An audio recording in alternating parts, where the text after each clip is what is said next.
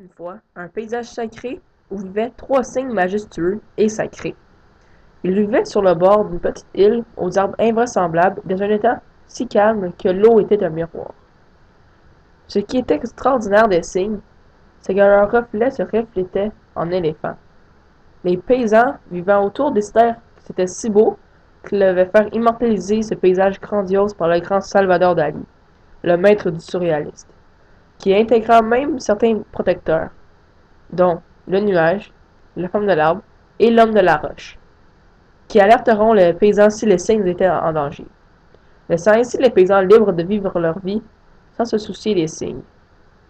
Cependant, moi, je ne savais rien de cela avant l'incident. Et oui, l'incident.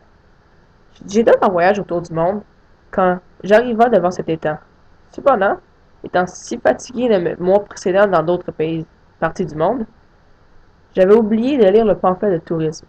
Et voyant cet étang au reflet trop parfait, je ne pus résister à la tentation de lancer un galet pour faire un ricochet.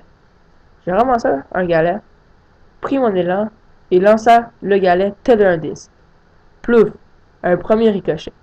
Les cygnes me regardèrent comme s'ils n'avaient jamais été dérangés de leur vie. Et c'était le cas. C'est alors que je remarqua un nuage qui me regardait comme si je venais de commettre un assassinat, ainsi qu'une silhouette dans un arbre aux sourcils froncés, qui me regardait d'un regard accusateur. À gauche de la pierre avait un homme me pointant du doigt.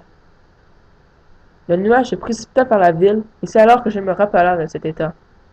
On m'en avait parlé avant mon départ, et on m'avait dit que c'était majestueux, et que je devais faire attention aux signes, de ne pas les déranger. Les cygnes s'envolèrent au deuxième ricochet du galet, et moi, ne pouvant rester là, décidai d'embarquer sur le plus grand et de m'envoler.